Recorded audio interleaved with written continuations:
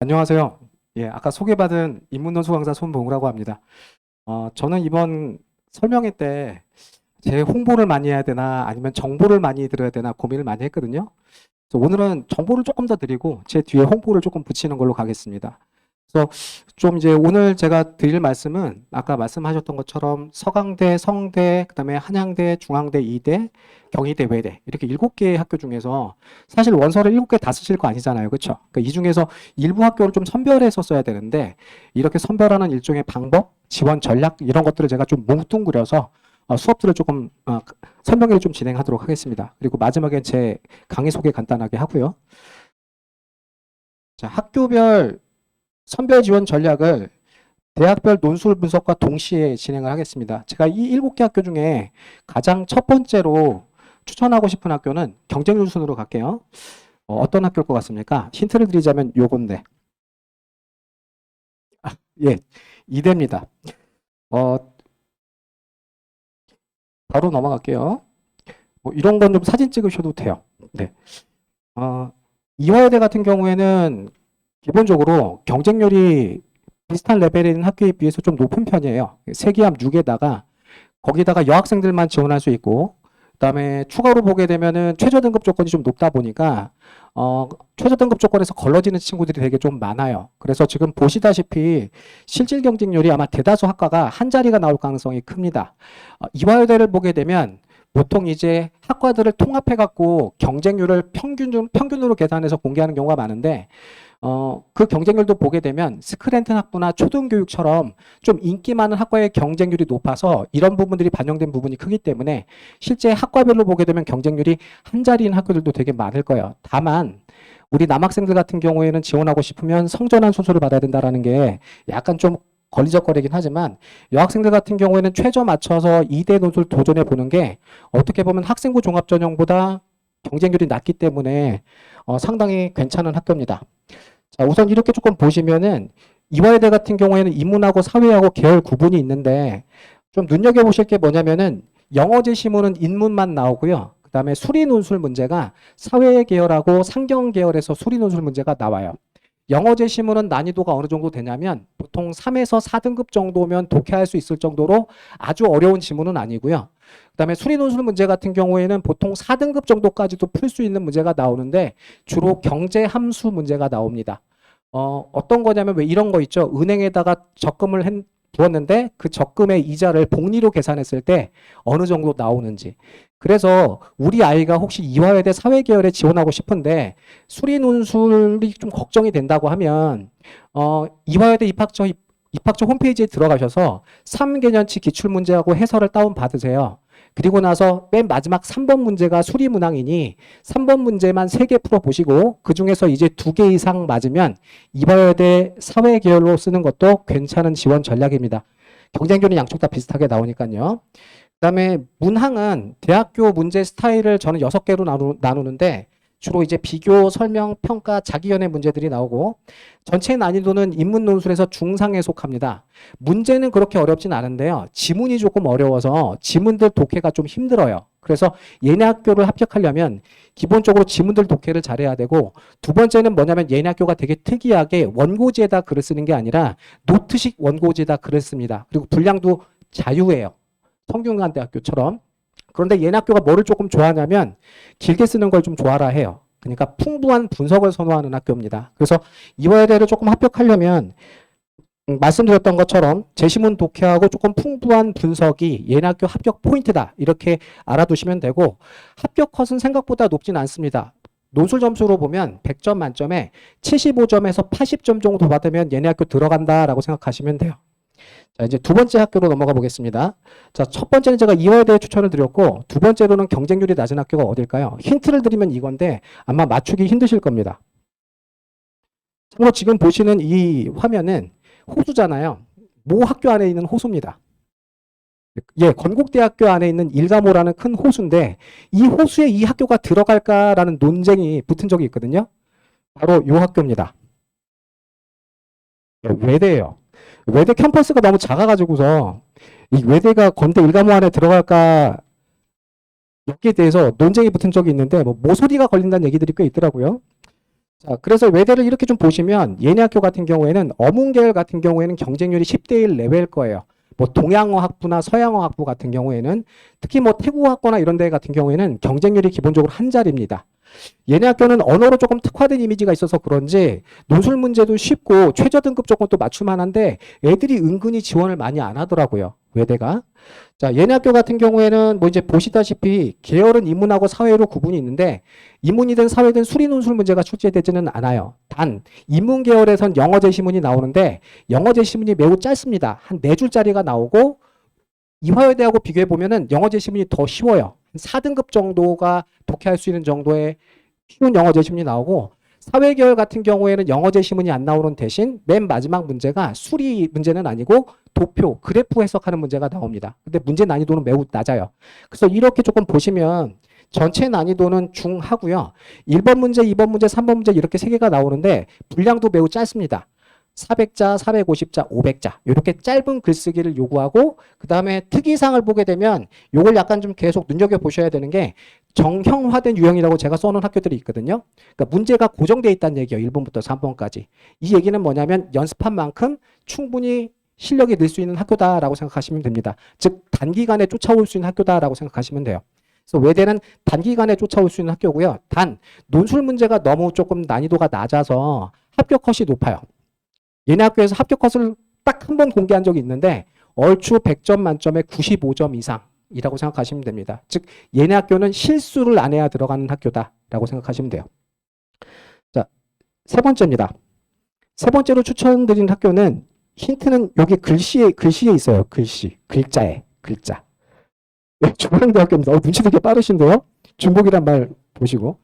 사실 경희대학교하고 이제 중앙대학교 2개 중에 어디 갈래라고 물어보면 이 동네 애들 같은 경우에 또 경희대학교를 선호하는 친구들도 있더라고요. 강남도 마찬가지고. 그다음에 서강대학교하고 중앙대학교하고 중복 합격하시면 어디 보내시겠습니까? 서강대 보내겠죠. 그래서 얘네 학교는 약간 좀 애매해요. 다른 학교하고 중복 합격했을 때 여기 보내야 되나 말아야 되나? 자, 중앙대학교 한번 가볼게요. 자, 얘네 학교는 올해 실질 경쟁률을 공개하지는 않았는데 올해 제가 봤을 때 실질 경쟁률은 15대 1에서 20대 1 정도 될 것으로 예측이 돼요. 왜 그러냐면 중앙대학교가 2022년 즉 재작년까지는 경쟁률이 한 자리가 나오는 경우도 많았어요. 세기함 6이었거든요. 그런데 작년부터 최저 등급 조건을 완화했습니다. 즉 영어를 2등급까지 1등급으로 간주한다라고 작년부터 최저 등급 조건을 변경시켰거든요.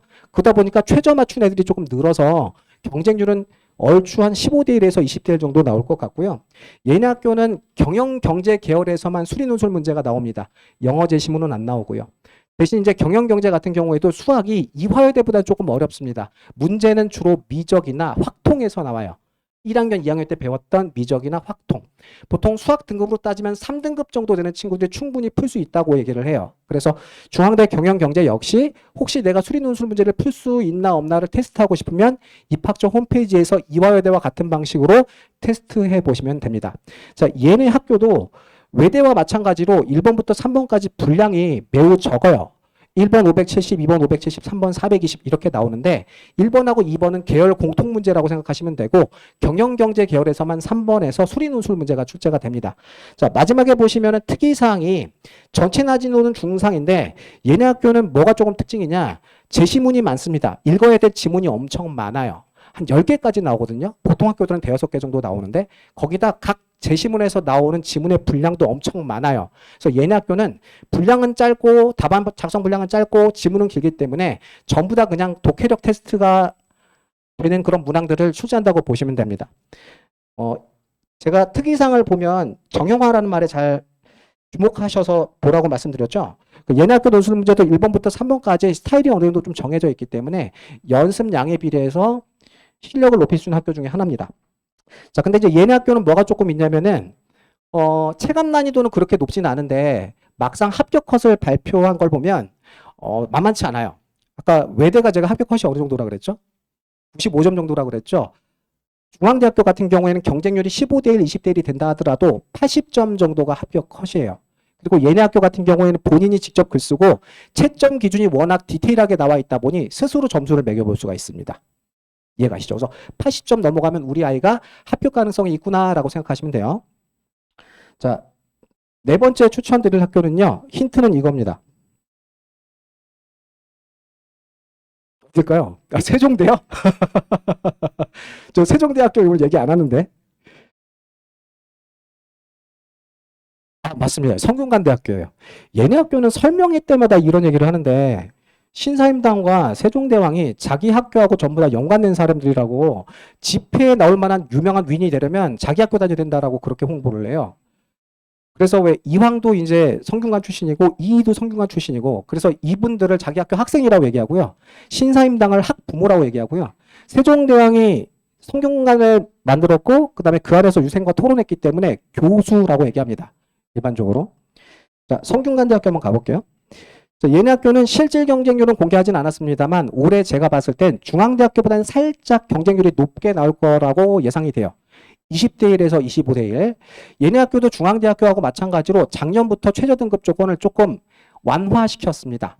보통 탐구 두 과목 평균을 그전까지는 반영했는데 작년부터는 탐구 두 과목을 별개 과목으로 간주해서 국어, 영어, 수학, 탐구 1, 탐구 2 이 5과목 중에 세계합 6을 보다 보니 탐구 2개 과목을 잘하는 친구들이 성균관대학교에 지원할 수 있는 기회가 열렸어요. 그러다 보니까 경쟁률이 조금 올라갔습니다.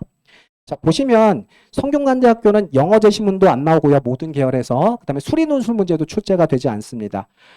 근데 얘네 학교 논술 시간표를 보게 되면 인문하고 사회하고 경영경제가 나눠져 있는데 학교의 발표 자료에 따르면 동시간대 애들을 전부 다 시험 보게 만들면 혼잡하니까 그 혼잡함을 피하기 위해서 나누는 거지 뭔가 이런 계열 구분은 큰 의미가 없다라고 생각하시면 되고요.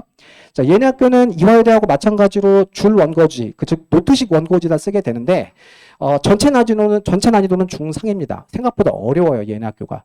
원래 솔직히 말씀드리면 성균관대학교가 제가 2019년까지는 정말 싫어하는 학교 중에 하나였어요. 얘네 학교가. 지금은 좋아하는데 그 이유는 뭐냐면 논술 문제가 지원자의 수준에 비해서 그때까지는 엄청 쉬웠습니다. 이해 가시죠? 그래서 도대체 이 정도의 쉬운 문제를 가지고서 학생들을 어떻게 걸러내나 엄청 저도 고민이 많았거든요. 그리고 성균관대학교에서는 단 한 번도 그때까지 합격자 평균 점수를 공개하지 않았어요. 그러더니 2020년부터 제시문의 난이도를 높이고 그다음에 문제의 난이도를 조금 높이기 시작했습니다. 그래서 지금은 합격 컷을 공개해요. 어느 정도 되냐면 100점 만점에 92점 정도 된다고 생각하시면 됩니다. 왜 점수가 어려움에도 불구하고 높으냐? 그만큼 아이들이 많이 지원하고 준비하기 때문에 그래요. 그래서 이렇게 밑에 보시면 1번하고 2번하고 3번 문제가 역시 얘네 학교도 정형화되어 있거든요. 뭐 요약, 자료 해석, 그다음에 자기 견해. 그래서 연습한 만큼 점수가 나오는 학교다. 그리고 뭐가 있냐면 1번부터 3번까지 조금 잘 쓸 수 있는 그런 전략적 포인트들이 존재합니다. 얘네 학교 같은 경우에는. 그래서 그런 부분들 나중에 조금 소화시켜서 최저등급 조건 맞추면 한번 기대해 볼 수 있고요. 자, 이제 그 다음 학교입니다. 5번째. 어느 학교일 것 같아요? 예, 서강대학교 맞습니다. 뭔가 서강대학교는 고등학교 같은 느낌이 들죠. 얘네 학교 같은 경우에는 지정좌석제를 시행한대요. 정해진 자리에 앉아야 된다고 얘기하고 그 다음에 성적표가 나오면 대학교 성적표가 나오면 부모님들한테 문자로 발송해 준다는데요. 서강대학교는 실질 경쟁률이 얼추 한 30대 정도 되고요. 제가 봤을 땐 올해 경쟁률은 소폭 하락할 것이라고 예측이 돼요. 한 25대 1 정도? 왜냐하면 서강대학교 시험 이래 고려대학교가 올해 들어왔어요. 고려대학교가. 그러다 보니까 고려대학교가 시험 시간을 구체적으로 발표하진 않았지만 일정이 같거든요. 서강대학교하고. 그래서 시험 시간대가 나중에 겹치게 되면은 경쟁률이 분산되는 효과가 있기 때문에 상대적으로 서강대학교가 경쟁률이 좀 낮아질 가능성이 있습니다. 그리고 이렇게 보시면 수능 최저 등급 조건이 세계합 7로 이화여대보다 좀 착하죠. 거기다가 아이들의 선호도도 되게 높은 학교 중에 하나입니다. 이렇게 보시면 계열 구분이 있긴 한데 얘네 학교도 역시 수리 논술 문제가 나오거나 그 다음에 영어 제시문이 나오는 학교는 아니에요. 서강대학교가. 그런데 뭐가 좀 있냐면 경영경제 계열 같은 경우에는 제시문에서 다루는 주제가 상경 계열 주제가 많고요. 인문사회 계열 같은 경우에는 정말 인문사회 계열 주제가 많이 나와요. 그래서 주제별로 약간 조금 나눠지는 성향이 있으니까 서강대학교 같은 경우에는 경영경제, 즉 경제를 조금 공부한 친구들이 경영경제를 준비하는 게, 지원하는 게 지문들 독해하는 데 조금 더 용이하기 때문에 추천을 좀 드립니다. 자, 이렇게 보시면 얘네 학교 같은 경우에는 전체 난이도는 중인데 지문들이 엄청 많아요. 지문들이 보면 개수로 따지면은 중앙대학교보다 많습니다. 분량은 얼마 안 되는데. 그래서 전체로 보면은 14개 정도의 지문을 읽어야 되거든요. 그리고 100분 동안 한 2,000자 정도의 분량을 써야 됩니다. 그래서 얘네 학교는 거기다가 플러스 뭐냐면 문제가 뭐가 나올지 몰라요. 아까 다른 대학교들은 대부분 제가 정형화됐다고 말씀드렸잖아요. 근데 얘네 학교는 문제가 뭐가 나올지 몰라요. 거기다가 시간 안에 작성해야 될 분량도 되게 많아요. 거기에다가 읽어야 될 지문도 엄청 많아요. 그 얘기는 뭐냐면 논술을 정말 오래 준비한 친구들이 아니면 합격하기 어렵다는 뜻입니다. 근데 웃긴 건 이 서강대학교가 수능 최저 등급 조건 나온 친구들은 무조건 쓰는 경향이 있기 때문에 사실은 논술을 준비하지 않고 분화방처럼 뛰어드는 친구들이 많아서 허수 경쟁률의 비율이 되게 좀 높습니다. 그래서 서강대학교 같은 경우에는 논술을 얼추 한 6개월 이상 배운 친구들에게 추천을 드립니다. 합격 컷은 100점 만점에 85점 정도라고 생각하시면 돼요. 자, 다음 학교입니다. 보시면 좀 답이 나오나요? 캠퍼스 풍경을 사진으로 찍은 거거든요. 경희대학교입니다. 자, 경희대학교는 이 지역뿐만 아니라 강남에서도 엄청 인기가 많아요. 왜 그러냐면 최저 등급 조건이 착하기 때문에 그렇습니다. 2합 5. 사탐은 한 과목만 반영하다 보니까 사탐 하나만 죽어라 파서 1 나오고 나머지 국어, 영어, 수학 중에 하나가 4 나온다 하더라도 2개합 5가 되죠. 그러다 보니까 경희대학교가 경쟁률이 생각보다 조금 높아요.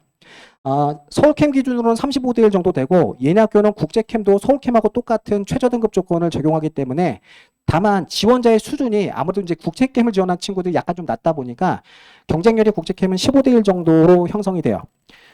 얘네 학교 같은 경우에는 사회계열, 경영경제 계열에서 수리논술 문제가 하나 출제가 되는데 난이도는 보통 수학 등급으로 따지면 한 4등급 정도인 친구들이 풀 수 있을 정도로 좀 쉬운 문제가 나옵니다.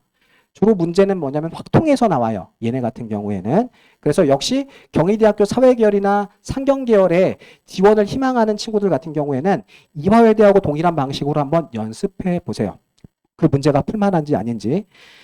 경희대학교 역시 문제가 정형화되어 있고요. 그 다음에 분량이 좀 많습니다. 외대하고 중앙대는 좀 짧은데 얘네 학교 인문 같은 경우에는 각 문항별로 한 1000자 정도 써야 돼요. 생각보다 분량이 조금 많죠. 경희대학교는 합격하려면은 뭐를 잘해야 되느냐. 1번 문제도 평가 문제가 나오고 2번 문제도 평가 문제가 나오거든요. 인문계열 같은 경우에는. 다시 말해 비판적인 사고력이 있어야 얘네 학교의 합격 가능성을 조금 높일 수가 있습니다. 자, 합격 컷은 몇 점 정도 되냐면요. 100점 만점에 92점 정도 된다고 생각하시면 돼요. 그만큼 아이들이 많이 준비하니까. 자, 이제 마지막 학교입니다. 어느 학교 남았죠? 많이 지치셨죠? 한 6개 학교 도니까 다 돈 것 같죠? 마지막 학교입니다. 한양대학교예요. 얘네 학교는 원서 한 장 남으면 쓰세요. 가능하면. 예. 경쟁률 보이시죠? 제가 맨 위에 써놓은 거. 경쟁률이 210대 1 정도 돼요. 인문계열 기준으로. 상경계열은 경쟁률이 상대적으로 좀 낮은데 상경계열은 수리논술 문제가 합격 당락을 좌우합니다.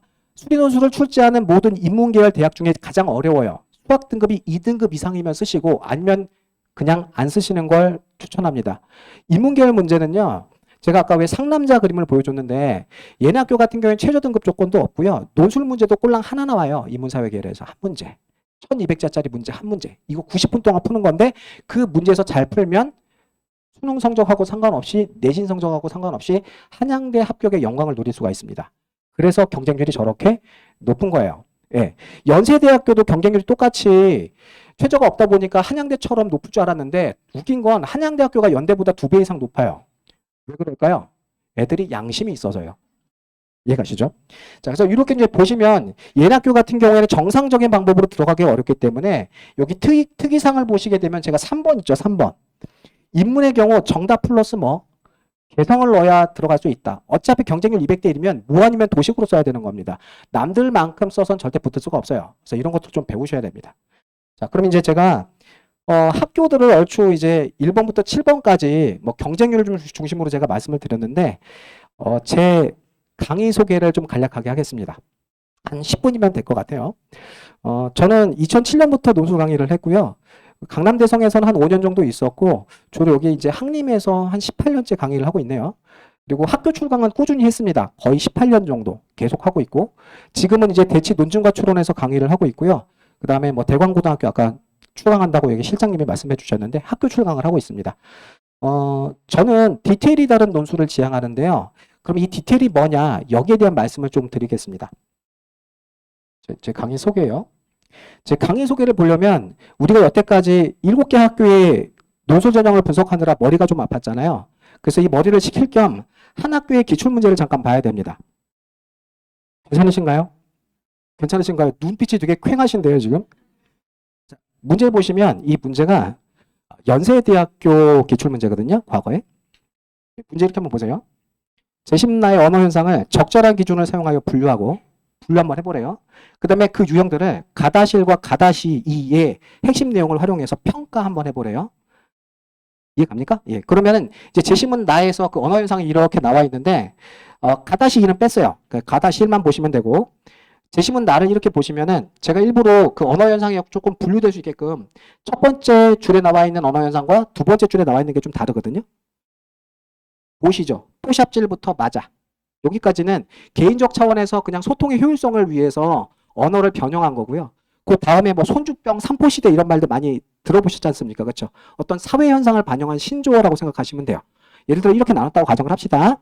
자, 그럼 이제 가다시일에서 나에 나타난 언어 현상을 평가 한번 해보래요. 그러면 이제 평가는 두 가지 중에 하나거든요. 긍정 아니면 부정. 조금 더 가면 양면까지 나옵니다. 자, 가다시 1번 이렇게 한번 볼게요. 제가 뭐 핵심적인 얘기들은 아주 간략하게 말씀드리겠습니다. 사회규범이 정상적으로 작동하는 사회에서는 공동체와 맺는 관계를 안정적으로 구축할 수 있대요. 그리고 게임의 규칙, 그러니까 사회규범이 정상적으로 작동하는 상황에서 자신의 잠재력을 충분히 발휘할 수 있대요. 그리고 그래야 안정적으로 생산적인 일에 참여할 수 있대요. 그러니까 사회규범을 기본적으로 지켜야 된다는 얘기겠죠. 근데 위에 나타난 언어 현상 같은 경우에는 사실 언어 규범을 어긴 것들이죠. 그러면 얘 입장에서 나를 긍정적으로 평가할까요? 부정적으로 평가할까요? 예, 부정적으로 평가할 겁니다. 자, 지금부터 학생들 답안 두 개를 보여드릴게요. 어떤 답이 더 잘 썼나 한번 선택해 보세요. 학생 답안 A입니다.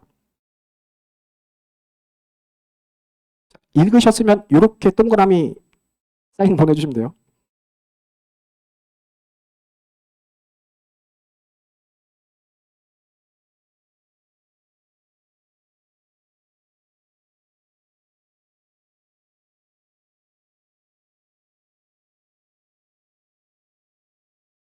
보셨나요? 다음 장 넘겨볼까요?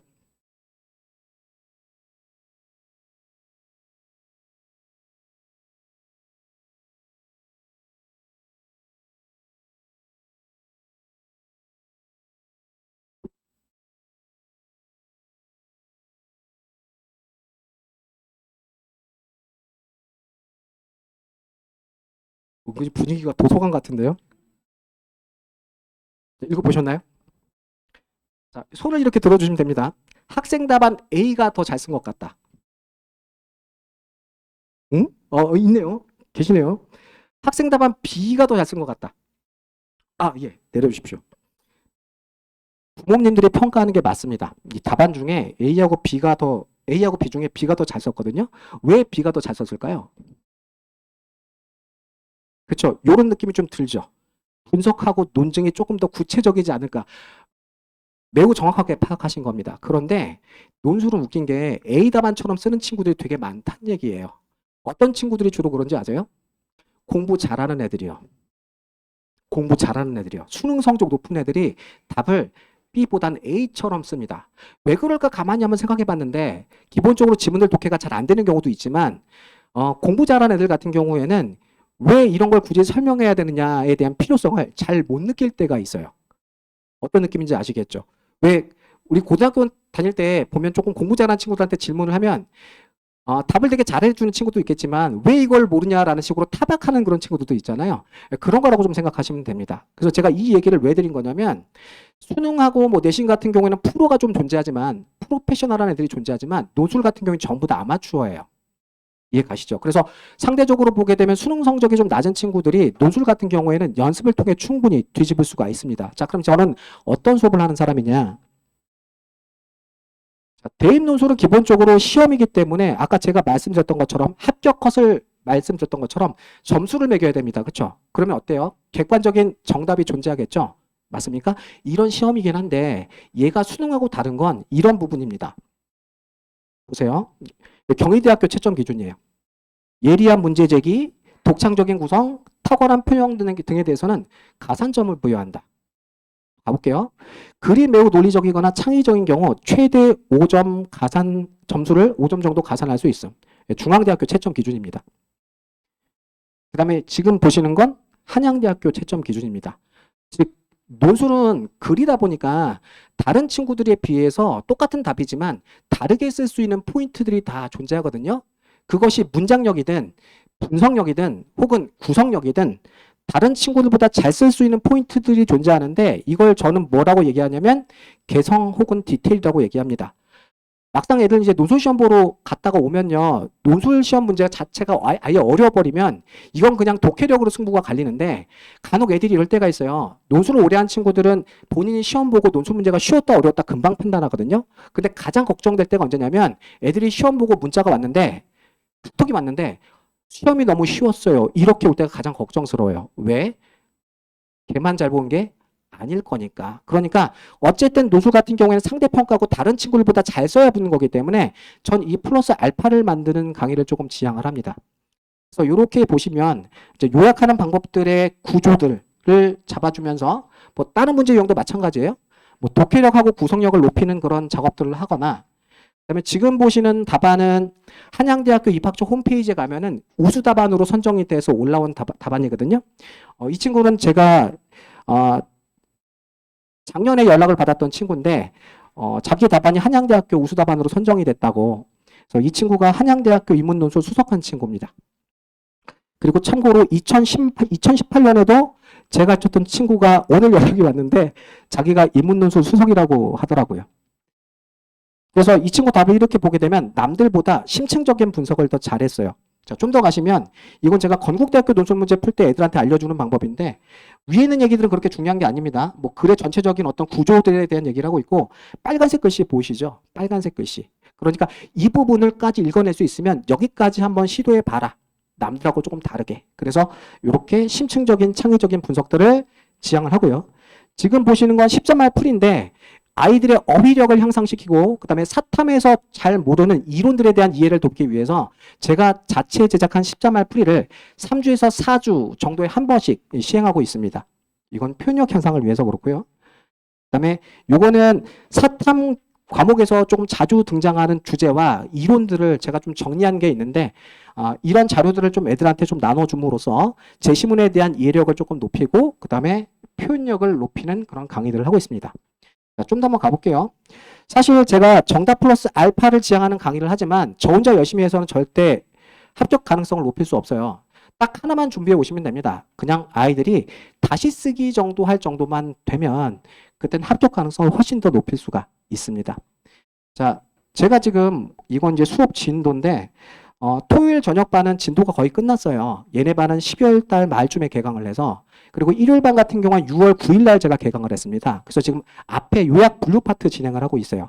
자, 그러면 기존 반에 들어오거나 혹은 지금 이미 진도가 나가고 있는 수업이 이미 진행되고 있는 반에 들어오면 관리를 어떻게 해줄 거냐라고 물어보시는 분들이 계시는데 관리는 이렇게 갈 겁니다. 문제 유형별로 반드시 들어야 될 강의가 있고 그 다음에 필수 쓰기 과제가 있는데 이걸 제가 늦게 들어온 친구들 같은 경우에는 개별적으로 따로 나눠줄 겁니다.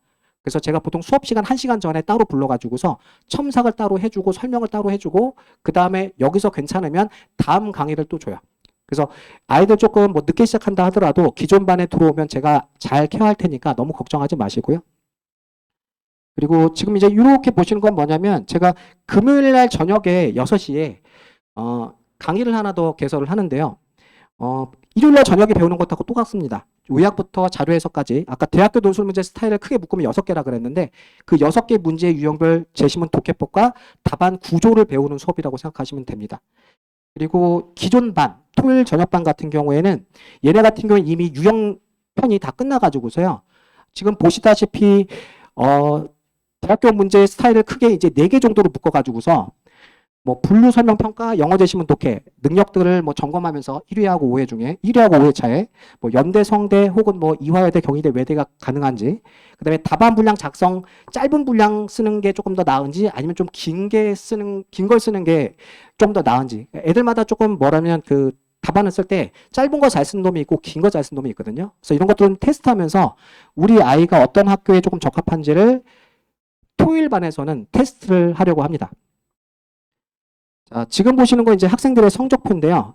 요거는 이제 제가 M스위치라는 앱에 첨삭을 하면 첨삭의 결과를 첨삭 내용과 점수를 M스위치라는 앱에 올려요. 그래서 이렇게 이제 보시면 이 친구는 100점 만점에 79점인데 제가 논술 강의를 오래 하다 보니까 뭐가 좀 있냐면 합격한 친구의 글이 어느 정도 수준인지 머릿속에 정확하게 라인이 있거든요.